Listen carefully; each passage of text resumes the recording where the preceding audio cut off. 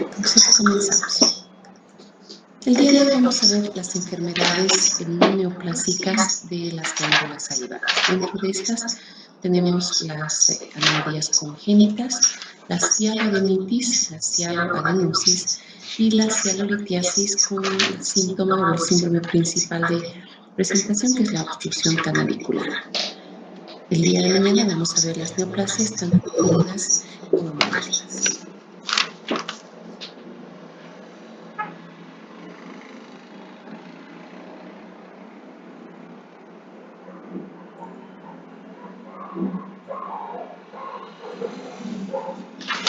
Avancemos entonces. Dentro de las enfermedades congénitas de las glándulas salivales tenemos las aplasias. Son alteraciones a nivel del desarrollo embriológico, se deben a un trastorno autosómico dominante. ¿Sí? Con aplasias nos referimos a que existe una ausencia de las glándulas salivales. También puede haber una atresia, es decir, una ausencia de los conductos de la glándula, o una hipoplasia, es decir, esta glándula es más pequeña del tamaño normal. Generalmente estas alteraciones también afectan a las glándulas lagrimales.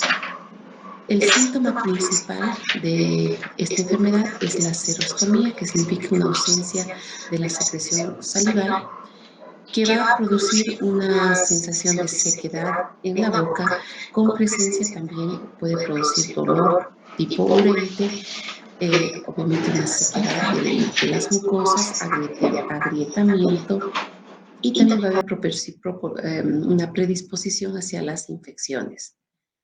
La xerostomía también puede presentarse en otras causas, como ser la pérdida de agua por el organismo, la deshidratación, en las lesiones de las glándulas salivales, como ser la radiación, enfermedades autoinmunes o también infecciones. Otra patología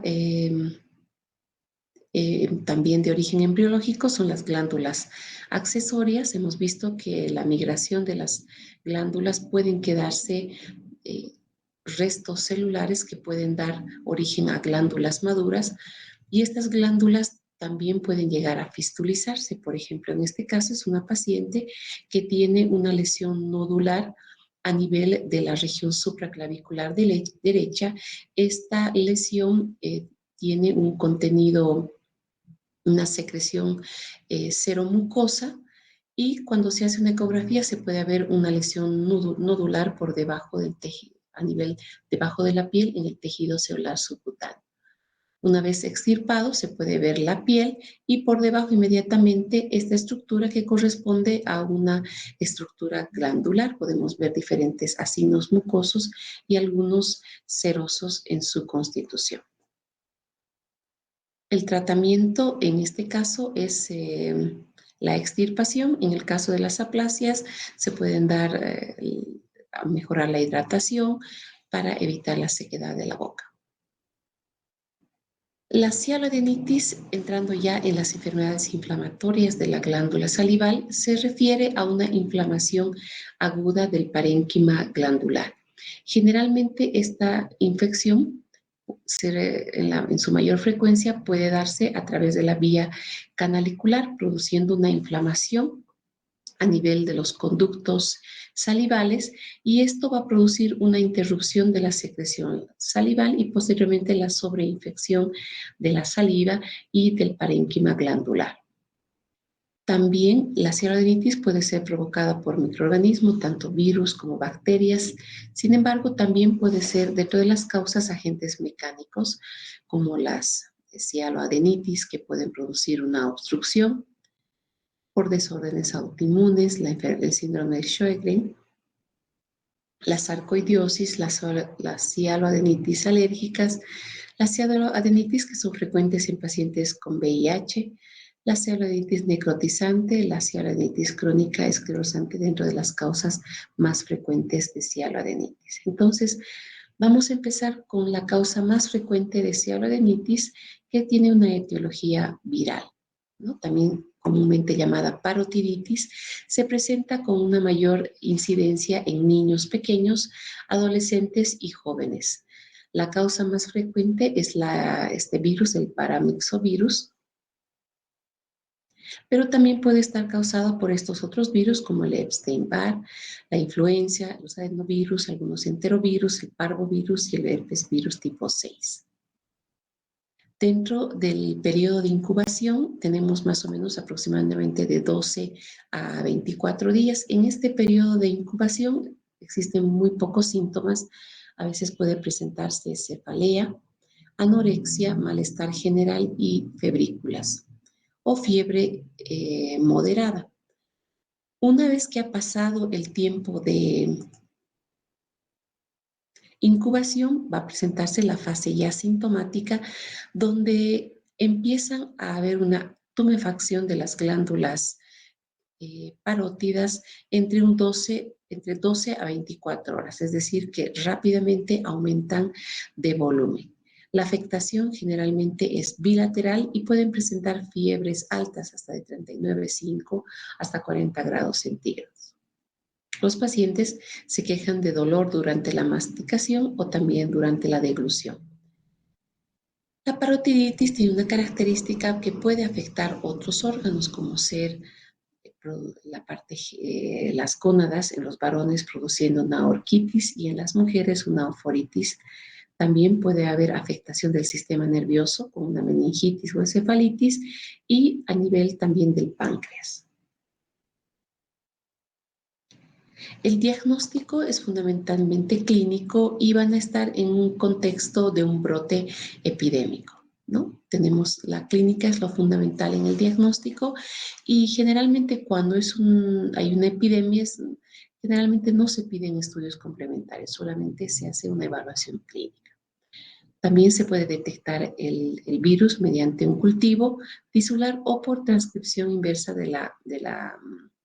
o la el PCR, la reacción en cadena de la polimerasa.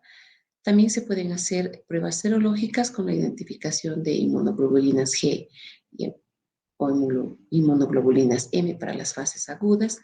Y lo más importante es que pueden estar o presentarse en un contexto de un brote epidémico.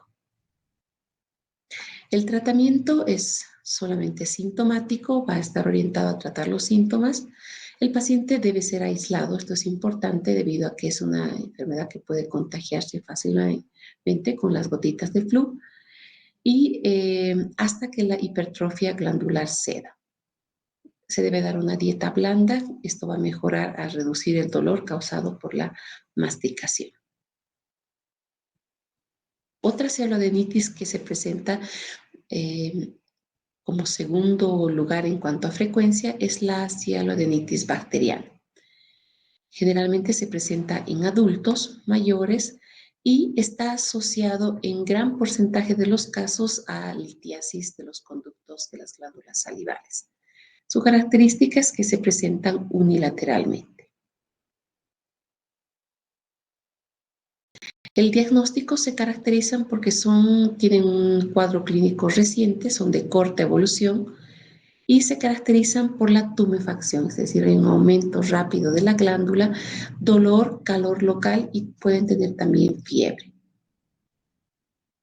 Pueden estar asociados a adenopatías satélites alrededor de la glándula y también puede haber un compromiso del estado general, malestar general, anorexia, y puede haber una pérdida cuando hacemos el examen de la glándula salival. En este caso, estamos haciendo una compresión de la glándula parótida con la salida de saliva de características purulentas. Podemos ayudarnos también con exámenes complementarios. En este caso, la ecografía es muy útil porque nos va a mostrar, por ejemplo, en este caso es una glándula parótida que está aumentada de volumen. Va a haber una alteración de la ecoestructura con una disminución de la ecogenicidad por la presencia de edema que tienen cuando hay este proceso inflamatorio. Y también podemos encontrar ganglios linfáticos en el interior de la glándula. Sabemos que pueden haber ganglios linfáticos intraparotídeos. Y cuando realizamos una ecografía Doppler va a haber un aumento de la vascularización por la hiperemia que condiciona el proceso inflamatorio infeccioso. Esta es una ecografía Doppler también de la glándula submaxilar, donde se ve una glándula muy vascularizada e hiperémica.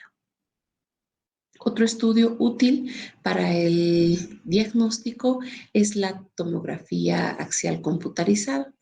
En la tomografía axial computarizada vamos a ver un aumento de la glándula. Esta es una tomografía donde podemos observar acá la rama ascendente del maxilar inferior y podemos observar los músculos maceteros a ambos lados. Por detrás vemos la glándula parótida, que se encuentra con aumento de volumen y también con una hipercaptación, ¿no? Como hay un momento de la vascularización por el proceso inflamatorio, va a captar unilateralmente mucho más que la glándula del lado contralateral. En este caso, si podemos observar, tenemos el músculo macetero del lado izquierdo normal y del lado derecho tenemos un aumento del volumen del músculo macetero. Esto se debe a que hay un proceso inflamatorio también, una miositis a nivel del músculo, y también pueden haber cambios con la formación de trabéculas, si se fijen en esta parte, que van a indicar una celulitis. Otro hallazgo importante en las tomografías cuando estamos frente a una cialoadenitis es la presencia de un cálculo a nivel, en este caso, por ejemplo, intraglandular, ¿no? Tenemos dentro de la glándula la presencia de un lito.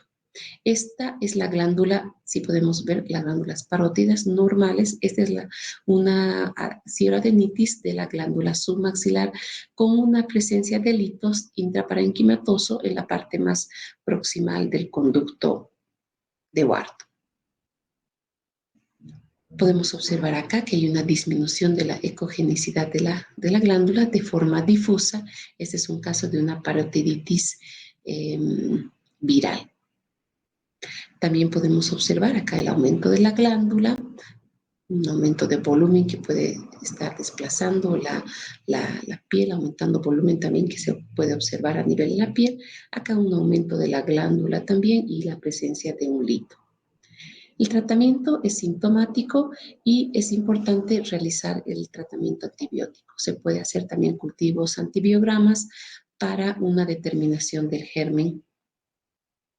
Generalmente se puede utilizar la ampicilina más sulbactam, la ciprofloxacina y la ceftriaxona. En caso de que presentarse alguna colección con un absceso, se debe realizar el drenaje percutáneo.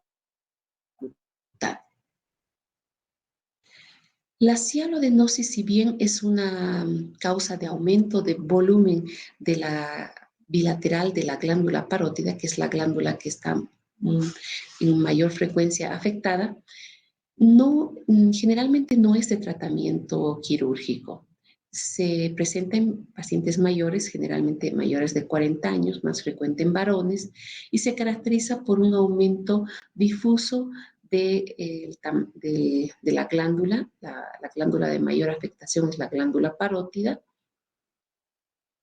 y se caracteriza por ser una lesión crónica.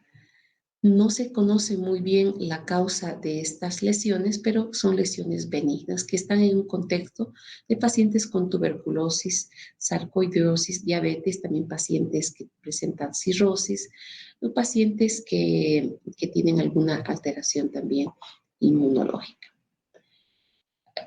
¿Qué se va a encontrar? Va a haber una infiltración linfocítica del tejido acinar, una hipertrofia del intersticio, y las células acinares se encuentran 2 a 3 veces más grandes de lo habitual y también van a estar rodeadas por un infiltrado adiposo. Generalmente son asintomáticos, no presentan dolor, pueden estar acompañados de serostomía, de una alteración de la función glandular, con una alteración de la producción de saliva, y el tratamiento puede ser la adenectomía, pero más que todo por fines estéticos.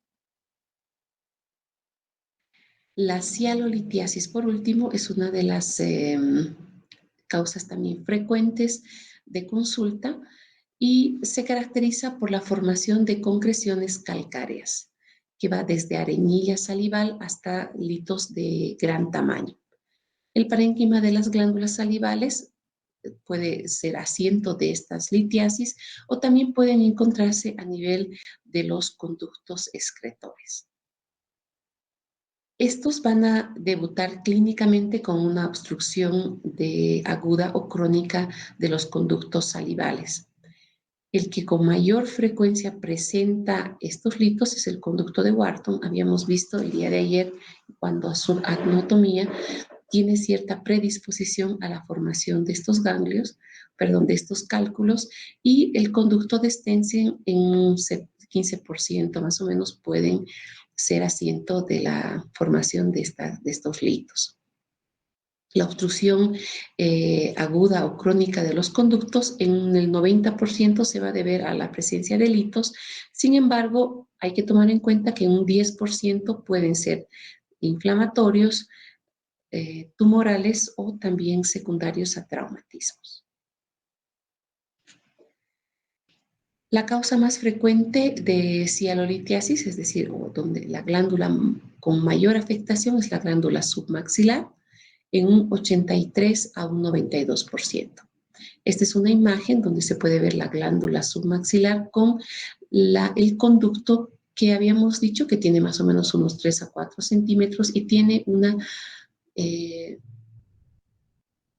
disposición para terminar en las carúnculas linguales y se va a dirigir hacia arriba, hacia adentro y hacia adelante. Y también se ha visto que tiene una dirección que es un tanto tortuosa. Se dice que esta disposición del conducto favorecería a la formación de litos. Podemos ver en esta cialografía la presencia de cálculos dentro del conducto de Wharton. También se dice que la secreción de esta glándula tiene un mayor contenido mucoso, que podría ser que haya mayor precipitación de las sales, que también es mucho más rica en esta glándula y también se ha asociado a la deficiencia de vitamina A y vitamina C. Su incidencia es mayor en pacientes de 40 a 50 años y la relación de hombre-mujer es de 2 a 1. Es importante también recabar que la cialolitiasis puede debutar clínicamente con una infección o una sobreinfección de la glándula, ¿no? En cuanto a la clínica, generalmente se caracteriza por la presencia de dolor. A este dolor, que normalmente es temporal y se autolimita en unas horas, se denomina cólico salival. Generalmente estos pacientes tienen varios meses de evolución y se caracteriza por estos cólicos salivales que pueden tener diferente intensidad. Este dolor se caracteriza además que es seguido de un aumento rápido del volumen del suelo de la boca y también puede incluso afectar la mejilla y se produce en pocos minutos de iniciar la alimentación. Y la característica que puede ser la sobreinfección de la glándula presentando saliva purulenta o salida de saliva purulenta a través de los conductos. Las cialodenitis, cuando no son tratadas, pueden ir hacia una fase crónica con la formación de fibrosis y la exclusión glandular, es decir, ya esta glándula no va a tener una función de secreción salival. Y puede evolucionar hacia una cialodenitis aguda supurativa con la presencia de abscesos y una secreción purulenta a través de la glándula. El examen físico debe hacerse una palpación bimanual de la glándula, en este caso, por ejemplo, de la glándula parótida. También se puede hacer cuando la glándula afectada es la glándula submaxilar. La glándula sublingual rara vez está afectada por la presencia de litos. Para el diagnóstico, muchas veces es fácil simplemente hacer una radiografía panorámica donde se va a ver un lito en relación al maxilar inferior, ¿no? Un lito radiopaco detrás de la arcada mandibular. La ecografía también es un estudio útil que nos va a permitir ver el cálculo, incluso puede tener una sombra acústica posterior debido a su composición en sales. En cuanto al tratamiento de la hialolitiasis, es la extracción del lito. Rara vez es necesario hacer una adenectomía. Esto cuando el lito que se encuentra a nivel del parénquima, es decir, se encuentra intraglandular. En la mayoría de las ocasiones se puede hacer una extracción. Aquí podemos ver el piso de la boca de un paciente. Este es el frenillo de la lengua y la carúncula más o menos a este nivel. Y podemos ver que hay un aumento de volumen que va a corresponder a un lito a este nivel. También se puede hacer una radiografía ocusal, donde podemos ver el cálculo en la base o en el piso de la boca. Este cálculo a este nivel que se ve radiopaco. Se realiza el procedimiento quirúrgico donde se va a hacer la extracción. Se hace una incisión inmediatamente por encima del lito. Se puede hacer una divulsión, roma, hasta la exteriorización del lito. Podemos ver este lito de gran tamaño, aproximadamente de 1 centímetro. Una vez que se ha exteriorizado, se pueden hacer estos puntos que se denomina en todo alrededor para evitar que se cierre la herida prematuramente. A este procedimiento se denomina marsupialización. Y por último tenemos el lito más o menos que vemos acá, que mide alrededor de 1 centímetro. Muy bien, entonces vamos a hacer una pequeña introducción hacia lo que son las lesiones neoplásicas de las glándulas salivales. En cuanto a la epidemiología, los tumores de las glándulas salivales son muy poco frecuentes. Más o menos se manifiestan, corresponden el 4% de las lesiones tumorales de la cabeza y el cuello. Es decir, tienen una baja incidencia. Sin embargo, revisten un desafío diagnóstico debido a la gran variedad histológica y a la rareza que son muchos de ellos. Entonces, en este esquema he tratado de mostrarles la relación que existe entre las lesiones tanto malignas como benignas de las diferentes glándulas salivales mayores. Y podemos observar que si bien la mayoría de las lesiones, como por ejemplo el 85%, habíamos hablado que la glándula parótida es asiento de casi el 80% de la patología de las glándulas salivales, ¿sí? Seguida de las glándulas que son de menor tamaño. Sin embargo, cuanto mayor es el tamaño glandular, la frecuencia de lesiones malignas es mucho menor. Para este caso, si bien el 85% de las lesiones se encuentran en la glándula parótida, solo el 15% de estas corresponden a lesiones malignas y el 85%, la mayoría, van a corresponder a lesiones benignas. A medida que va disminuyendo el tamaño de la glándula, también la incidencia de las lesiones malignas aumenta. En la glándula submaxilar, si bien son menos frecuentes, el 50% de las lesiones que se presentan a este nivel son malignas y un 50% benignas, ¿no? Sería mitad a mitad. Y en las glándulas salivales más pequeñas, como ser las glándulas salivales menores, tenemos el 80% que son lesiones malignas y solo el 20% que son benignas. Obviamente son lesiones mucho más raras, pero esta es la distribución y debemos tomar en cuenta. Las lesiones tumorales generalmente se presentan en pacientes mayores de 60 años y vamos a observar que se presentan en igual porcentaje en ambos sexos, es decir, no hay diferencias entre hombres y mujeres. Hay que tomar en cuenta también que habíamos mencionado que dentro del parénquima de la glándula parótida pueden presentarse nódulos linfáticos. Entonces también las glándulas salivales pueden ser asiento de lesiones metastásicas, ya sea que vengan del cuero cabelludo o del conducto auditivo externo.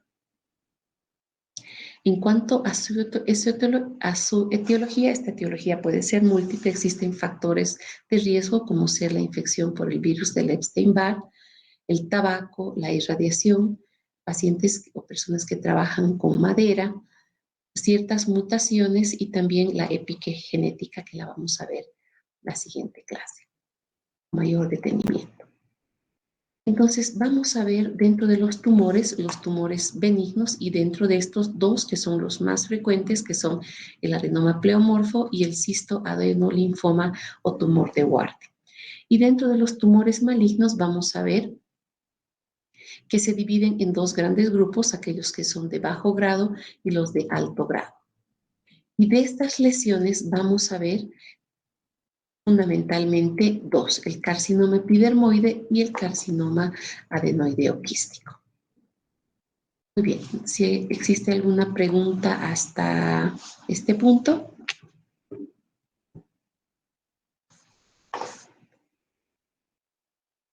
Bueno, si no hay preguntas, vamos a continuar el día de mañana con lesiones neoplásicas de las glándulas salivales, con lo que cumpliríamos con nuestro temario. Hasta el día de mañana. Buenas noches.